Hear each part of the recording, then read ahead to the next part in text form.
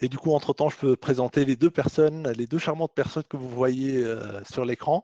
On a Oriane Piquet-Lui, qui est présidente de la fédération FDN. C'est la fédération qui regroupe les fournisseurs d'accès à Internet associatif. Et on a Francesca Musiani, qui est chargée de recherche au CNRS et vice-présidente recherche de l'Internet Society France, et qui vont être rejoints par Monsieur Olivier Coroller, qui est sous-directeur des communications électroniques à la Direction générale des entreprises, la DGE. On va bientôt le voir. Mais du coup, entre-temps, je voulais vous remercier d'avoir accepté de prendre part à cette table ronde. Et je vais commencer à introduire la table ronde brièvement pour ne pas empiéter sur la discussion après, pour qu'on gagne un peu de temps, le temps que Olivier se connecte. Juste pour la petite anecdote, lorsqu'on était en train de préparer l'atelier avec Lucien, l'intitulé de cette table ronde, Résilience d'Internet vers une résilience de la société, m'a paru comme une évidence. La crise sanitaire nous a montré le rôle indispensable qu'a Internet dans notre quotidien.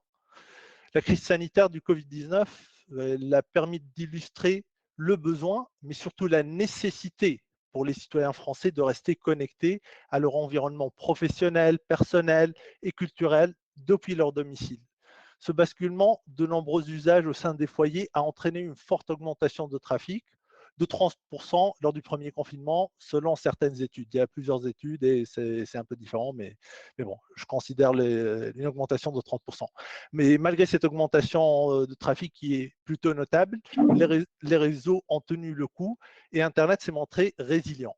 Internet s'est surtout montré vital et nous a permis de continuer à avoir une vie sociale, professionnelle et académique. Bienvenue Olivier. Merci, pardon pour le délai de connexion. J'ai dû tester plusieurs outils, mais j'ai entendu ton introduction. Merci beaucoup. Il n'y a pas de souci. Et du coup, pour faire un petit parallèle à l'ARCEP, notre slogan, c'est « Les réseaux comme bien commun ». Et la responsabilité collective des acteurs et des utilisateurs est intrinsèquement liée à l'idée même du bien commun. Ainsi, la mobilisation des différents acteurs de l'écosystème est nécessaire pour préserver cette résilience d'Internet. Et du coup, cette table ronde vise à mieux comprendre les problématiques et les défis qui se posent à nous en ce qui concerne la résilience d'Internet et pourquoi pas avoir un ou plusieurs propositions concrètes pour améliorer l'avenir numérique. L'atelier se tiendra en 2 temps. Nous débattrons en premier temps avec les intervenants, puis nous ouvrirons les questions au public. Une petite règle qu'on a bien apprise lors des vidéoconférences, veuillez s'il vous plaît fermer votre micro quand vous n'intervenez pas. Merci. Et du coup, je vais commencer par Oriane.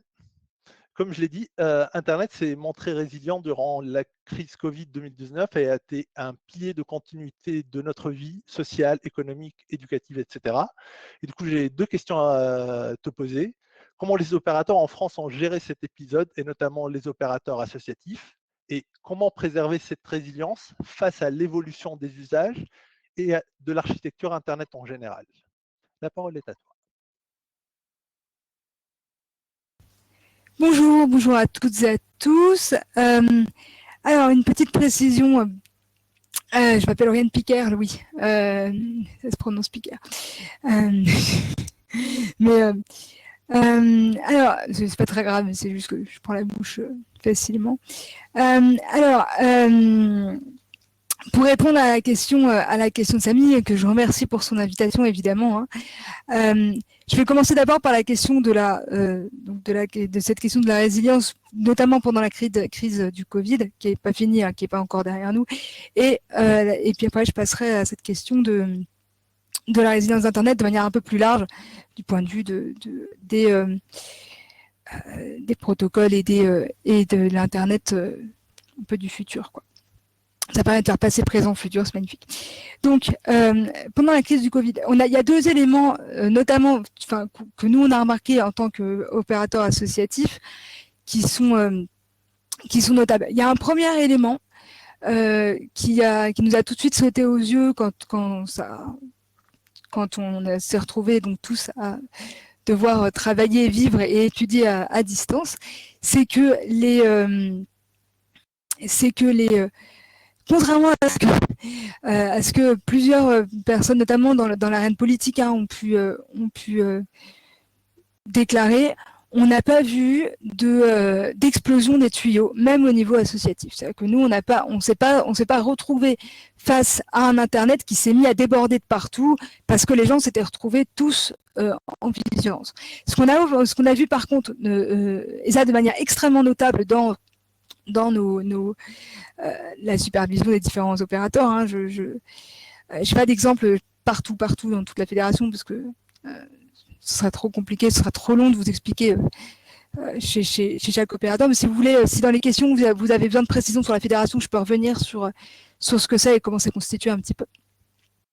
Mais toujours est-il que ce qu'on a vu par contre qui est très intéressant, c'est que on n'a pas vu d'explosion. Par contre, on a vu que les usages s'étaient largement rééquilibrés sur la journée. C'est qu'au lieu d'avoir des usages qui étaient très concentrés sur le matin et le soir, parce que les gens étaient chez eux le matin, donc ils consultaient un peu leurs emails le matin, la journée, ils étaient au travail, puis le soir, ils revenaient chez eux, ils reconsultaient Internet, ils regardaient la télé, ils faisaient des trucs. Là, on s'est retrouvé face à un trafic qui était en fait complètement continu pendant toute la journée. Mais il n'a pas spécialement augmenté en taille, en tout cas, il n'a pas mis, j'ai pas eu de retour à ma connaissance, j'ai pas eu de retour d'opérateurs associatifs disant oh là là, on va pas avoir on va pas pouvoir on va être obligé de mettre à jour, par exemple, nos contrats de pairing ou de transit avec d'autres opérateurs. On va être obligé de mettre en place de nouvelles infrastructures. Ça n'a pas tellement été le cas, ça n'a pas été la crise comme il a été dit dans plusieurs arènes politiques, en tout cas à notre niveau. Ça s'est plutôt bien passé. Par contre, il y a un deuxième élément qui va mettre un peu en demi-teinte ce constat-là, et c'est lié en fait à la structure très particulière d'un opérateur associatif, ce qui me permet de faire des précisions sur les opérateurs associatifs, là maintenant tout de suite pour ceux qui en auraient eu besoin.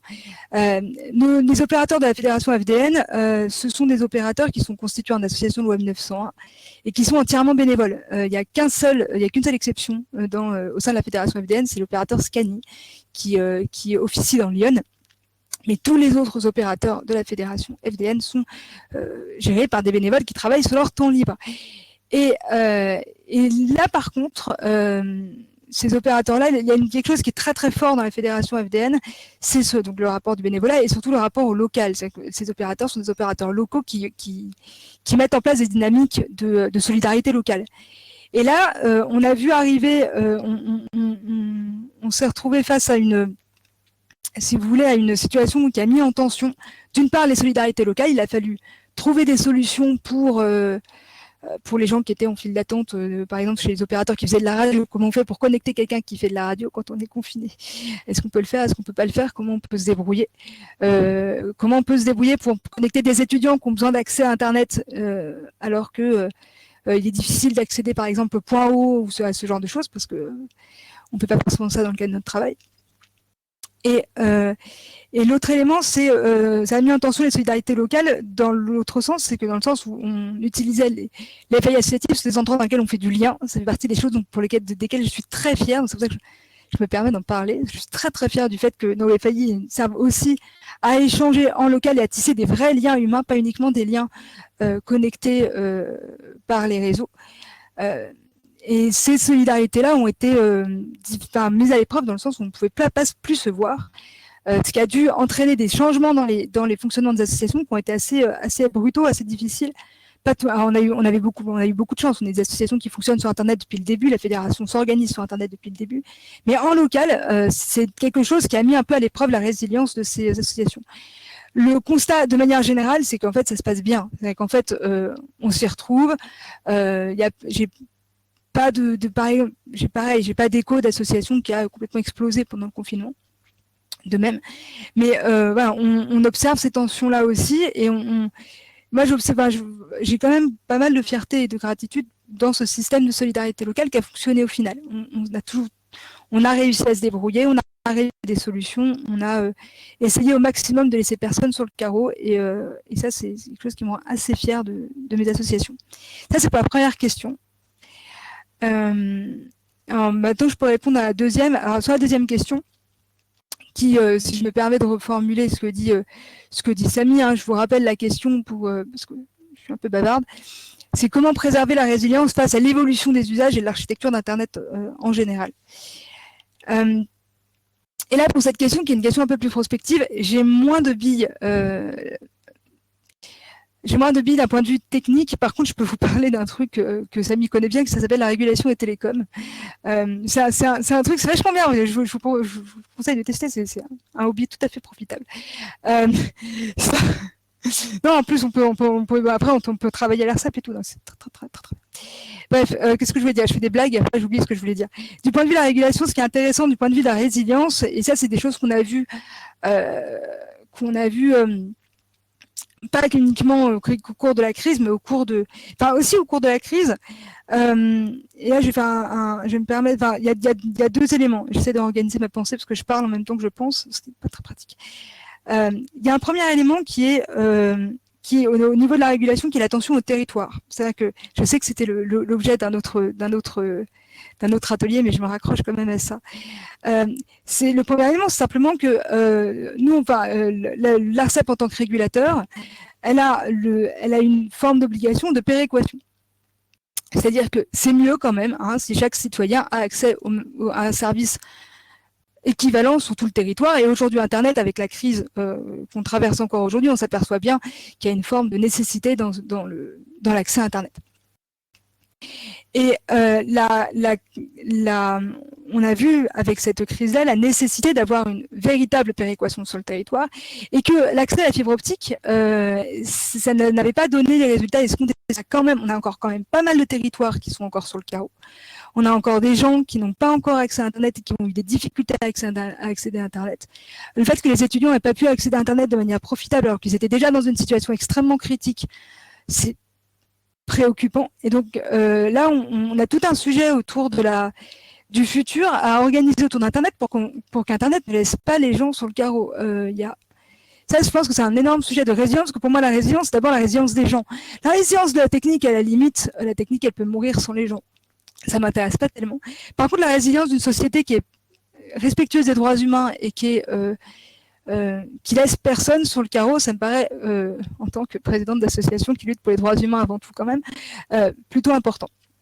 Donc là, c'est un premier aspect d'un point de vue régulation qui est vraiment important.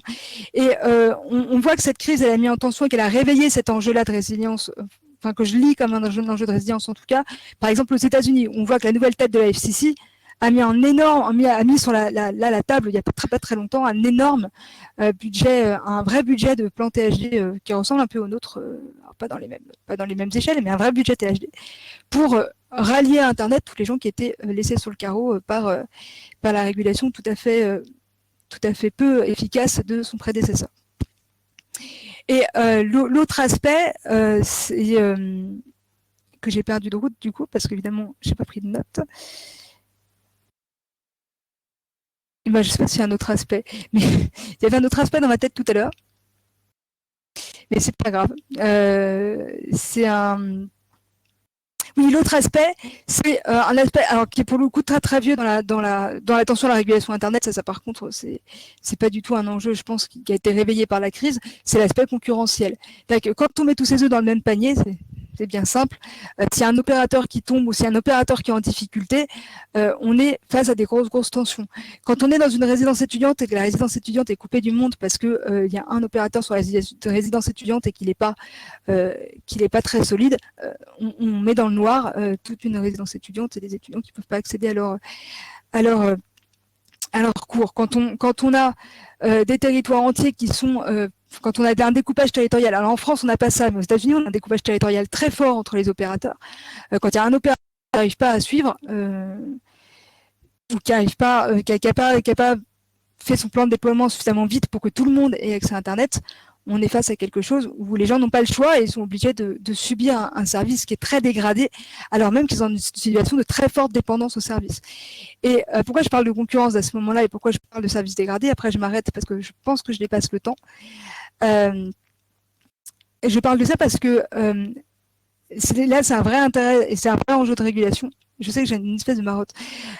C'est que lorsque vous avez des systèmes, lorsque vous avez des opérateurs qui sont en trop grande position de monopole, il y a un truc un peu naturel qui se passe avec les opérateurs télécoms, c'est tout le temps comme ça. le service finit par se dégrader et les prix finissent par augmenter. C'est à peu près général tout le temps comme ça. Les grandes tendances, c'est ça. Et lorsqu'on a l'enjeu de la régulation, là, il est très très fort en termes de résilience, d'une société qui est capable de faire lien malgré une pandémie ou malgré ce genre de situation de tension. Parce que si on n'a pas de situation concurrentielle suffisamment intéressante, où il y a assez d'écosystèmes d'opérateurs différents sur un même territoire, on se retrouve dans une situation où on a des acteurs qui sont dans une position non concurrentielle, qui vont en fait dégrader le service et donc dégrader l'accès à cette sociabilité qui est la seule qui nous restait juste dans cette période-là. Donc c'est deux pistes, il y en aurait d'autres d'enjeux de résilience évidemment de l'Internet du futur. Hein, bien sûr, on pourrait parler de la 5G, on pourrait parler de la fibre optique de manière plus générale et de l'arrêt du cuivre. Mais il me semblait que ces deux aspects-là me touchaient un peu les angles aussi d'attaque de la fédération et donc méritaient qu'on s'y intéresse un peu. Je crois que j'ai fini. Merci Oriane pour cet éclairage. Et là, je m'adresse à Olivier. Comme indiqué dans l'introduction, afin de préserver la résilience de ce bien commun qu'est Internet, les différents acteurs de l'écosystème ont un rôle à jouer. Et du coup, quelles ont été les principales actions des institutions publiques, et notamment la DGE où vous travaillez en France, pour garantir la résilience des réseaux durant la crise Covid-2019 et au-delà de la crise sanitaire? Vous pouvez nous éclairer un peu. Merci beaucoup pour l'introduction. Peut-être quelques mots. Alors, d'une certaine façon, je vais revenir sur des points qui ont été évoqués à l'instant par l'intervenante précédente, mais peut-être avec un regard un tout petit peu différent. Si on se replace au démarrage de la crise sanitaire, il y a eu beaucoup d'inquiétudes qui, finalement, a posteriori, se sont sans doute révélées exagérées, et tant mieux. Donc, c'est vrai qu'au tout début, ce qu'on appréhende, disons, du côté de l'administration de l'État au moment de la crise du démarrage de la crise sanitaire, c'est des modifications finalement potentiellement très fortes de l'utilisation des réseaux qui pourraient poser des problèmes de congestion. Assez rapidement, enfin, ça c'est des points qu'on essaie de suivre en échangeant régulièrement avec les principaux opérateurs. Ce qui apparaît, c'est qu'il y a des phénomènes de congestion un peu localisés, principalement sur les services téléphoniques, les services de voix, mais qui ne sont pas des problèmes structurels et que les opérateurs vont réussir à résoudre assez vite pour ceux qui étaient concernés. Donc, je dirais que le premier levier d'action, ça a été ça, essayer de voir dans nos échanges avec les opérateurs et les principaux fournisseurs de services comment diminuer le risque de congestion dans un contexte où, évidemment, le bon fonctionnement de la connexion Internet à la maison, c'est un élément très important pour la continuité de l'activité économique. Donc, les initiatives qui ont été prises à ce moment-là, c'est principalement de faire un tour des principaux fournisseurs de contenu, éditeurs de jeux vidéo, fournisseurs de services audiovisuels, pour leur demander peut-être de reporter certaines mises à jour très consommatrices de bande passante. Et c'est des choses qui se sont faites assez facilement dans ces discussions. A posteriori, je pense que ça a bien été dit déjà, il y a eu finalement un réseau Internet qui a bien tenu, des usages qui se sont modifiés, mais pas de problème de congestion majeur. Le deuxième sujet pour nous, ça a été de s'adapter finalement à une situation où on craignait que les services administratifs soient au niveau des collectivités locales, en particulier dans l'incapacité peut-être de traiter les demandes de travaux des opérateurs et de faire face aux besoins, donc de préparer une situation où on aurait des pannes, des opérateurs qui auraient besoin d'intervenir sur le terrain pour réparer ces pannes et des services administratifs qui ne seraient pas en état de répondre. Donc pour ça, on a mis en place des outils réglementaires, en particulier une ordonnance qui a été prise assez vite après le démarrage du déconfinement, qui comprenait 4 mesures. Alors d'abord, une exonération des procédures d'information et de concertation de la loi Abeille, dans certains cas particuliers, une exonération aussi des procédures d'autorisation préalable de l'Agence des fréquences.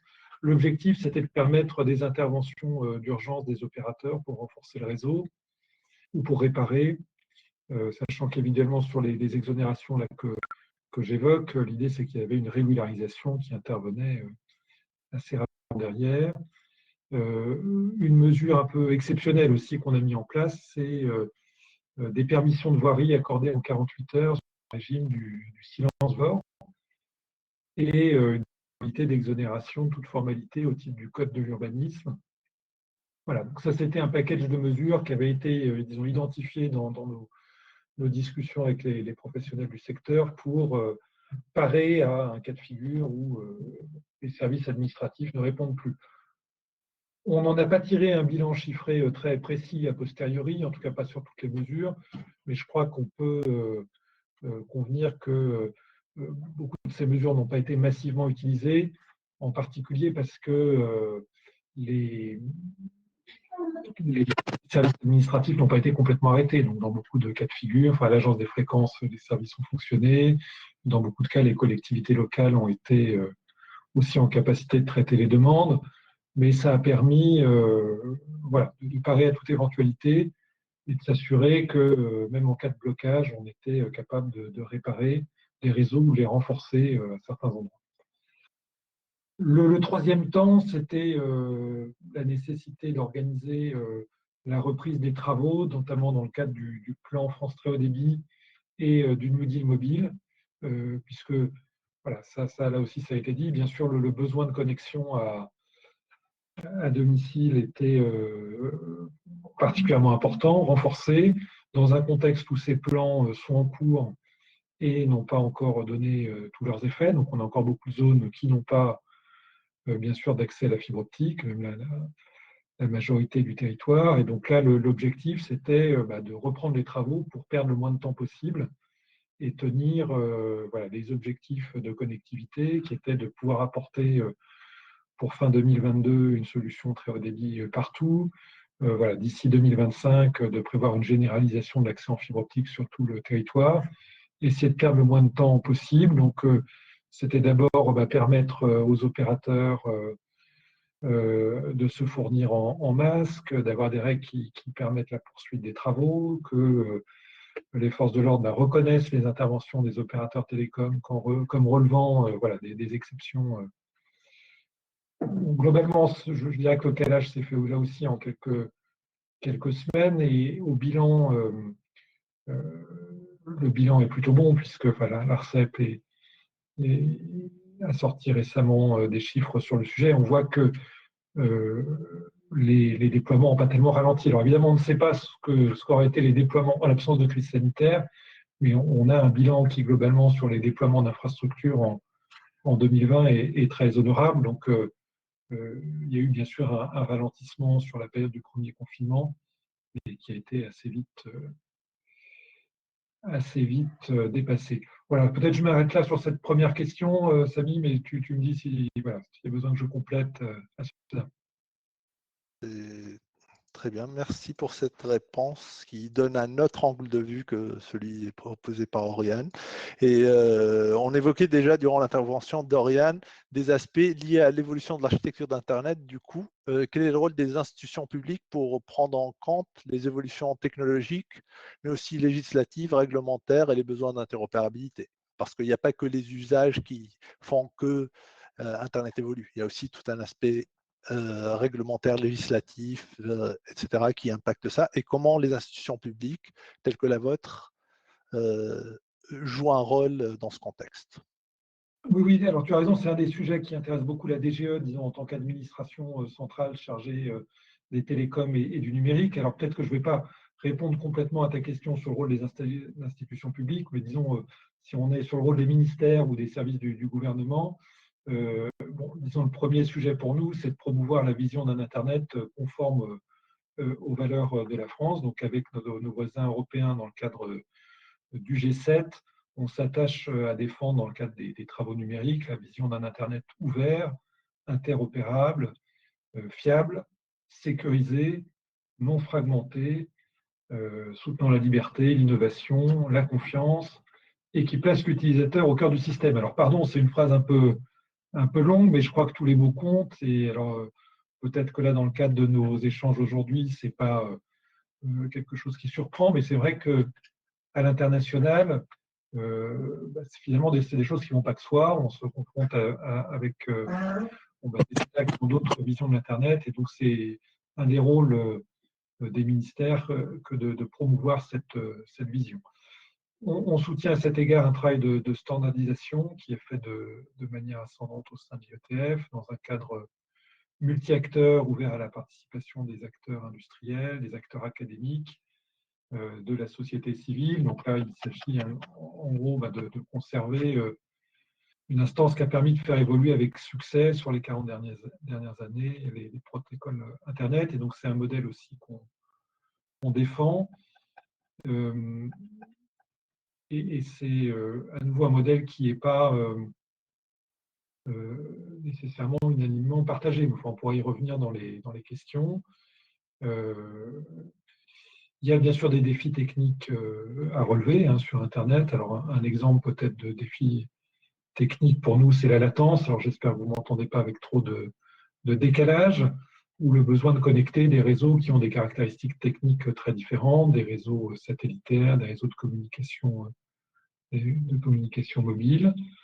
On soutient au niveau européen le développement de technologies pour la prochaine génération d'Internet. Ça fait l'objet d'une partie dédiée au sein du programme 4 de recherche et d'innovation Horizon Europe, comme c'était déjà le cas dans le cadre du programme Horizon 2020. Alors, je ne vais peut-être pas citer tous les objectifs, mais on pourra y revenir. Il s'agit notamment d'améliorer la confiance sur Internet, le contrôle des utilisateurs sur leurs données, de développer des technologies pour un Internet plus résilient. Donc ça, c'est, disons, le volet soutien à la recherche et à l'innovation, qui est également une action importante pour nous, disons, côté service de l'État. Voilà, on a un troisième niveau d'action, même si aujourd'hui la DGE n'est pas directement impliquée là-dessus, c'est plutôt nos collègues du ministère de l'Europe et des Affaires étrangères, c'est la participation à l'ICANN, à l'organisme international qui gère les noms de domaine, et donc on participe à ces travaux par le biais du comité consultatif gouvernemental, peut-être plus connu sous l'acronyme GAC en anglais, qui permet au gouvernement d'exprimer leurs préoccupations. Et dans la continuité, disons, de cette implication, on est bien sûr attentif à la très bonne gestion du nom de domaine en .fr, plus largement des noms de domaine nationaux de ce type, et à l'action de la FNIC. Voilà peut-être en quelques mots les différents champs d'action des services de l'État sur ce sujet. Merci beaucoup pour ces réponses. Et j'ai bien aimé la partie relative aux valeurs que vous essayez de véhiculer, valeurs d'Internet, parce que ça nous fait une bonne transition par rapport à ce que Francesca va aborder, parce qu'elle va aborder le sujet sous un angle plus international. Ici en France ou en Europe, on a tendance à considérer Internet comme quelque chose d'acquis, d'inébranlable, ouvert, etc. Cependant, on voit que dans certains pays, il y a des initiatives, que ce soit des autorités nationales ou des autorités locales, qui cherchent à fragmenter Internet, soit dans l'objectif de l'autonomiser, soit pour avoir un contrôle plus accru sur les réseaux. On parle de blocage, de coupure partielle ou coupure totale, ce qu'on appelle shutdown. Et du coup, les questions pour Francesca sont quel impact peut avoir cette situation sur la résilience d'Internet globalement et sur les droits des utilisateurs finaux dans ces pays-là? Et comment faire dans ce cas pour préserver Internet comme un espace de liberté et faire perdurer les principes fondateurs de ce bien commun? Merci beaucoup, Samy. Merci à toi et à Lucien pour cette invitation. Donc, effectivement, je vais élargir un peu la focale par rapport à la France, et notamment pour répondre à ces questions que tu viens de poser, je vais me servir surtout de l'exemple de la Russie, qui est actuellement au centre de mes recherches via le projet ANR Resistic. D'ailleurs, je me permets de mettre deux liens dans le chat, à la fois au projet de recherche et aussi à notre dernière publication qui traite notamment de certains des points que je vais aborder dans cette réponse et qui pourraient intéresser certains d'entre vous. C'est des questions aussi qui touchent beaucoup à la question de la souveraineté qui sera abordée plus en détail dans la deuxième table ronde, donc je ne vais pas trop essayer de ne pas trop empiéter là-dessus. Et je vais juste dire pour le moment que les stratégies de fragmentation, d'autonomisation, voire isolation d'Internet varient selon les pays et ne répondent pas aux mêmes besoins ou aux visions. On met beaucoup de choses sous ces mots. Cependant, le cas russe est très intéressant au vu de sa situation particulière parce qu'il y a eu un virage autoritaire qui est relativement récent, mais ça a été précédé par une sorte d'âge, si pas d'or, d'argent, de décentralisation et de liberté de marché qui était plutôt importante pendant un certain nombre d'années. Par ailleurs, la Russie œuvre depuis 2012 à cette augmentation progressive de contrôles nationaux sur les flux d'informations et sur les infrastructures. C'est dû d'un côté à une méfiance politique croissante à l'égard des mouvements protestataires qui sont à l'intérieur du pays et par ailleurs à une méfiance politique à l'égard de partenaires internationaux à l'extérieur. Voilà, partenaires qui ont été plus partenaires à un moment et qui deviennent des adversaires. Donc, il y a de nombreuses lois qui ont été votées en ce sens. Il y a, par exemple, celle en vigueur depuis 2016 qui oblige les entreprises traitant des données citoyens russes à les stocker sur le territoire national. Donc, c'est de localisation des données, pour le dire vite. Celle qui encadre l'utilisation des réseaux privés virtuels, le proxy et autres outils d'anonymisation qui les encadrent très fortement depuis 2017. La loi sur l'isolement du segment russe de l'Internet qui a été approuvée en 2019 et qui a fait pas mal de bruit parce que ça a une valeur symbolique très, très forte au-delà de ce que techniquement ils pouvaient faire.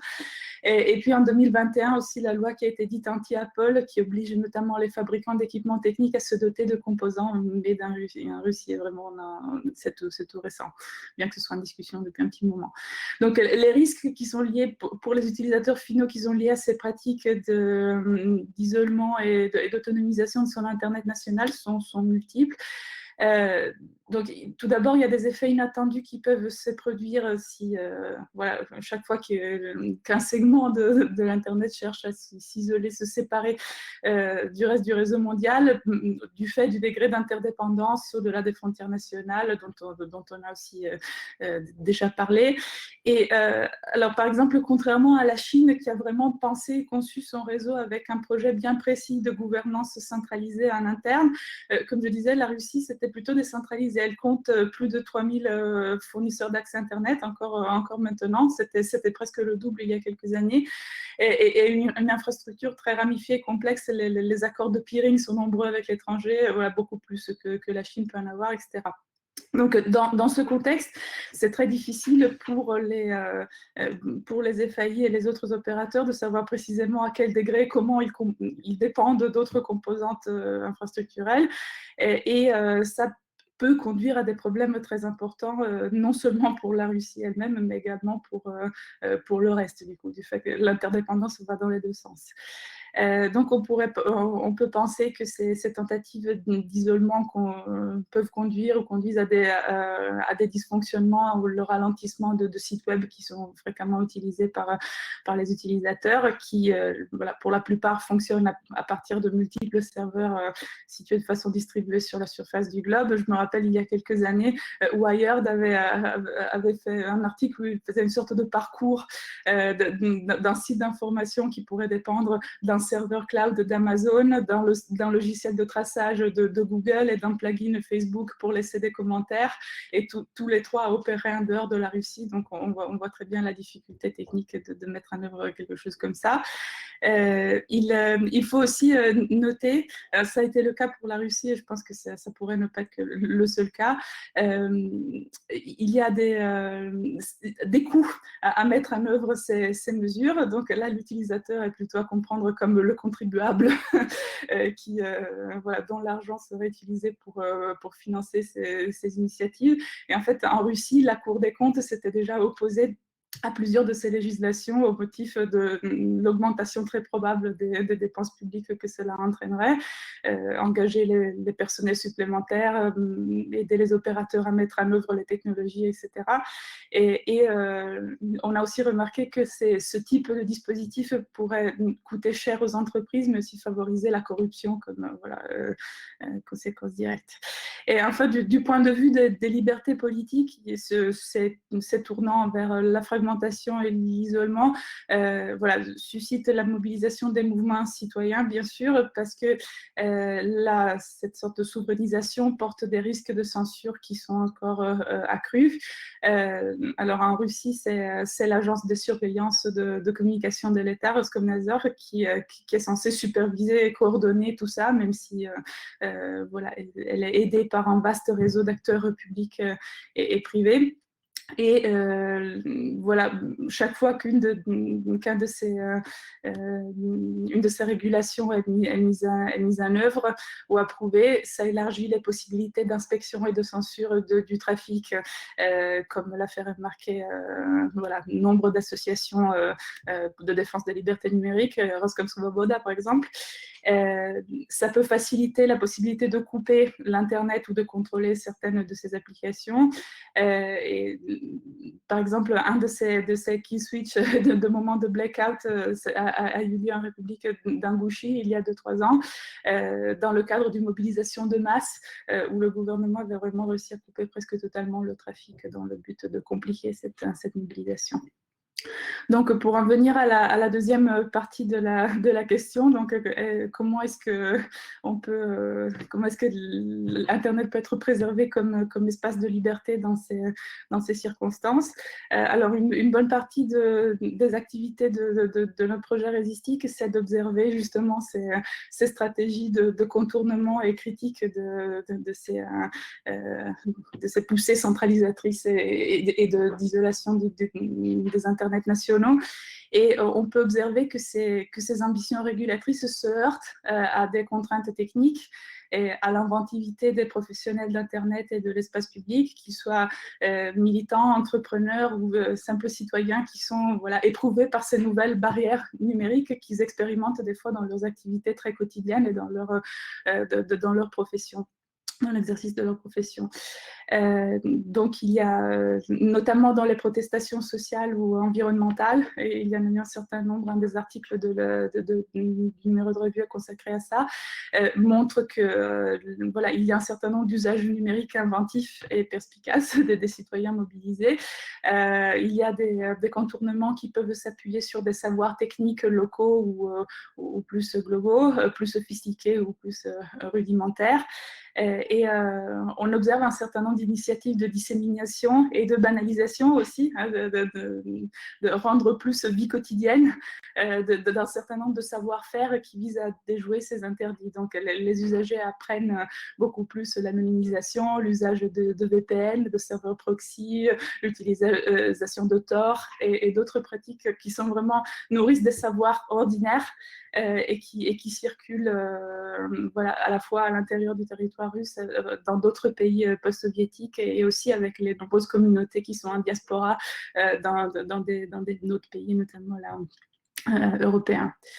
Alors, il y a aussi, je m'arrêterai là-dessus, ces savoir-faire, ils peuvent aussi bénéficier de coopération avec un certain nombre d'organisations internationales de défense des libertés de la presse et d'Internet, qui sont voilà, parfois délocalisées hors des frontières russes et qui continuent à agir depuis l'étranger lorsque la pression devient trop forte. Donc voilà, les alliances entre ces acteurs, donc entre les associations aussi françaises et dans d'autres pays européens et ces associations dans des pays qui font l'expérience de cette fragmentation et isolement peut être fort utile. Voilà, merci beaucoup. Merci Francesca pour ces réponses. Je ne sais pas si les participants veulent réagir par rapport à ce qui a pu être dit avant d'ouvrir au public. Si c'est bon pour vous. Avant de laisser la parole au public pour la session de questions-réponses, j'aurais juste une petite question à poser à tout le panel. Aujourd'hui, on voit une volonté de transformation numérique de la société, un soutien pour les entreprises, les administrations à innover, à mettre en place des plateformes de services, etc. Est-ce qu'on n'est pas en train de créer une dépendance au numérique et une irréversibilité en cas de panne? Est-ce que les infrastructures sont prêtes pour soutenir cette transformation numérique? En d'autres termes, est-ce qu'on a prévu ce qu'il faut en termes de disponibilité? Là, je laisse la parole aux 3 panélistes. Vous pouvez prendre la parole dans n'importe quel ordre. Peut-être je me risque, si vous voulez, sur une première réponse, mais je crois oui, on est dans un mouvement où on a aujourd'hui un accès aux services numériques qui est devenu indispensable, en tout cas une attente des utilisateurs qui va croissante pour plus de fiabilité. Je dirais que c'est peut-être un constat que font les opérateurs télécoms, qu'on fait du côté de l'administration de l'État en charge de ces sujets, que la tolérance à des accès de faible qualité ou à des pannes diminue fortement. Donc je ne sais pas si on a tiré toutes les leçons de cette évolution. Bon, on parle ce soir de résilience, donc c'est peut-être preuve qu'il y a quand même une prise de conscience de l'importance des sujets, mais on n'est certainement pas au bout. J'ai vu dans les questions posées dans le chat des interrogations sur la qualité de service. On a des exigences des utilisateurs qui vont croissant en termes de qualité de service, et ça suppose des investissements importants du côté des opérateurs et aussi peut-être à un moment des cadres réglementaires ou législatifs à faire évoluer. Il y a eu, je crois, pendant le confinement, une vraie revendication portée par des parlementaires que les télécoms soient bien perçus comme un service essentiel. Je crois que ça a été le cas dans les décisions qui ont été prises. Voilà, on n'aurait peut-être pas eu la discussion dans les mêmes termes il y a une quinzaine d'années. Merci. Francesca? Oui, très rapidement, peut-être un point. En fait, il me semble qu'une certaine forme de dépendance à laquelle voilà, on est en train d'être confronté, c'est qu'avec voilà, la pandémie et la dernière année et demie, mais c'est le résultat de processus plus de long cours, on est en train de s'entourer d'outils techniques qui servent des objectifs assez différents, mais qui ont une chose en commun, c'est la capacité de générer des données à des buts de monitoring ou de prise de décision. Ouais, et on se dit que ces outils sont la meilleure façon pour réduire la complexité à laquelle on est confronté. Et donc, je pense qu'il y a ce processus peut-être en cours d'utiliser les infrastructures et les données comme façon de réduire la complexité qui amène un certain nombre de challenges et de risques d'opacité et de voilà, réduction de l'autonomie de l'utilisateur du coup et des choix possibles auxquels on devrait être alerté. Voilà, c'est la dépendance que je voudrais mettre en lumière ce soir. C'est terrible cette table ronde, vous dites tous des choses super intéressantes. Je ne pensais pas qu'on serait qu'on se compléterait aussi bien. C'est bravo. Du coup, je vais compléter un autre aspect sur l'aspect dépendance au service numérique, en fait en renversant la question, parce que j'aime bien renverser les questions. En fait, du point de vue de la fédération FDN, du point de vue d'une association comme la fédération et comme les associations membres de la fédération plus spécifiquement, parce que la fédération elle-même ne fait pas spécialement grand-chose pour ça, c'est surtout sur le terrain que ça se passe. Tiens, j'ai un cheveu là. Voilà. C'est surtout sur le terrain que ça se passe. Moi, je considère que là, il y a et je crois que Francesca a abordé quelque chose. Je vais rebondir sur ce que dit Francesca pour avancer. Francesca aborde l'aspect des données, l'aspect de s'entourer à un moment donné d'outils techniques sur lesquels il faut en fait avoir de la maîtrise. Pour moi, il y a la dépendance intervient vraiment dans le sens où on devient on est dans un rapport avec son outil technique, avec son infrastructure technique d'incompréhension ou d'un rapport où le pouvoir est pas équilibré, si vous voulez. Je pense qu'on est, une des manières de résister à cette dépendance, ou une des manières de créer un rapport en tout cas sain avec les outils, parce que est-ce qu'on fait une dépendance avec des outils numériques? Je ne sais pas. Par contre, est-ce qu'on crée des rapports qui peuvent être déséquilibrés avec les outils? Peut-être. Mais une des solutions ou une des choses qu'on peut mettre en place pour mettre en place des rapports qui sont plus sains avec les outils, c'est de les comprendre.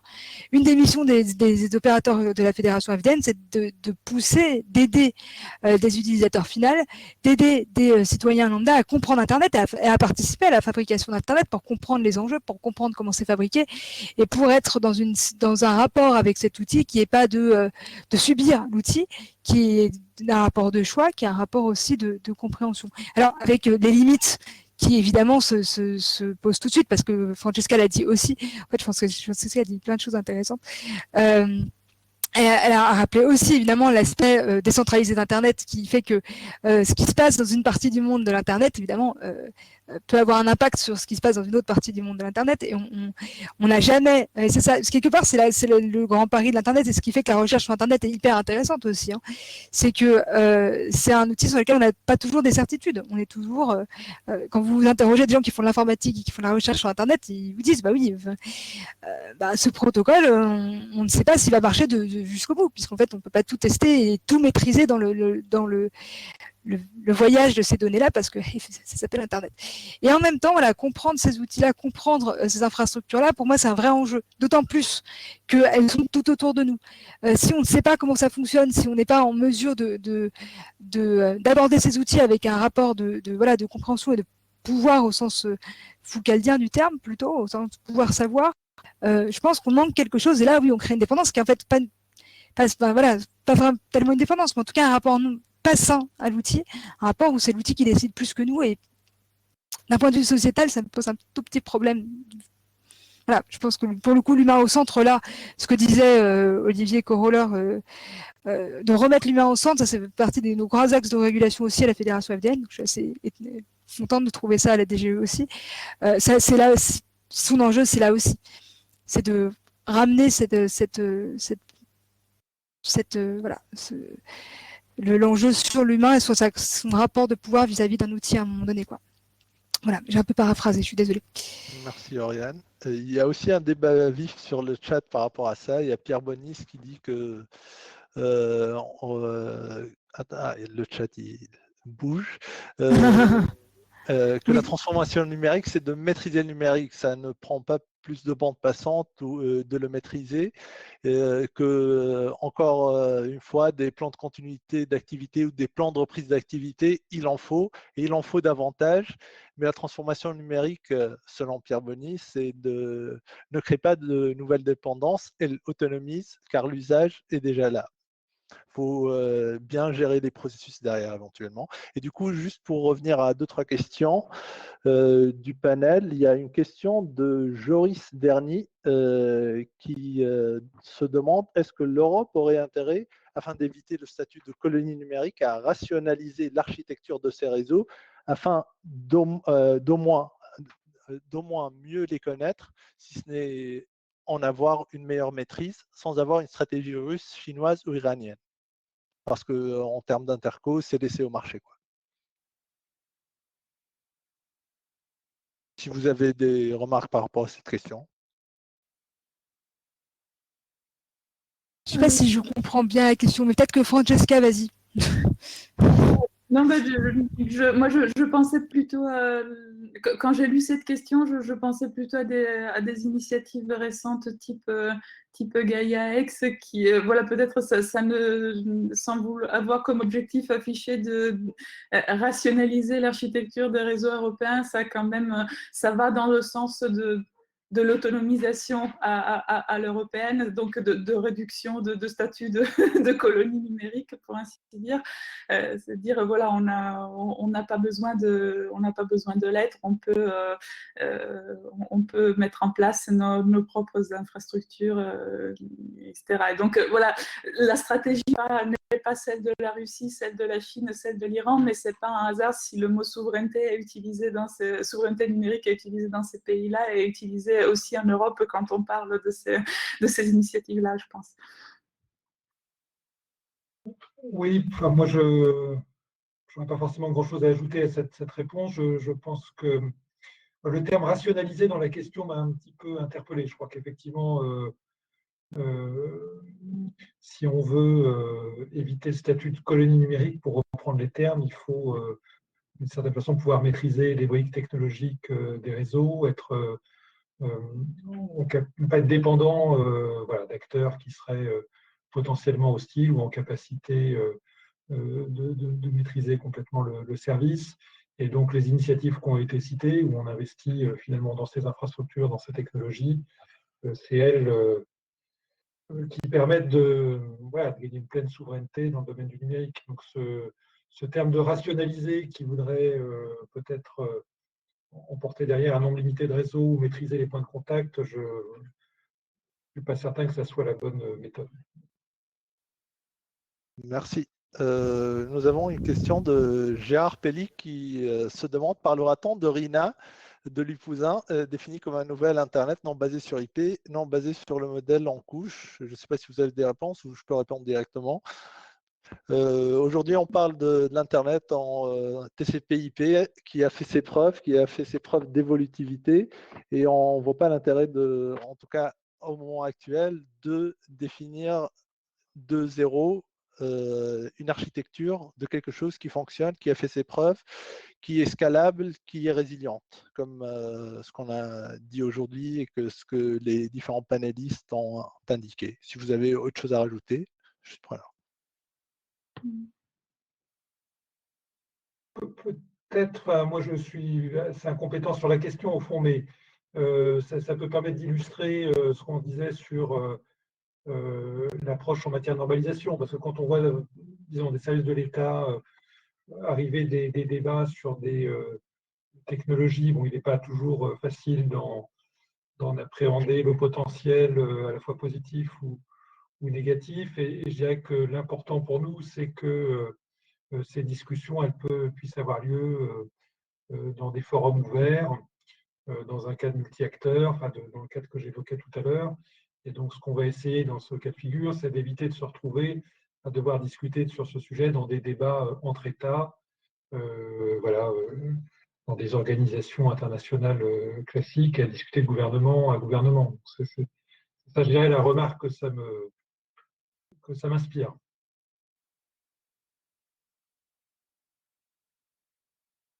Et du coup, on a une autre question qui va faire peut-être office de transition, vu que là, on dépasse un peu l'horaire attribué. C'est: est-ce que la résilience d'Internet peut être considérée comme un enjeu de souveraineté par les instances étatiques? C'est peut-être orienté vers Olivier, ou vous pouvez donner votre avis personnel.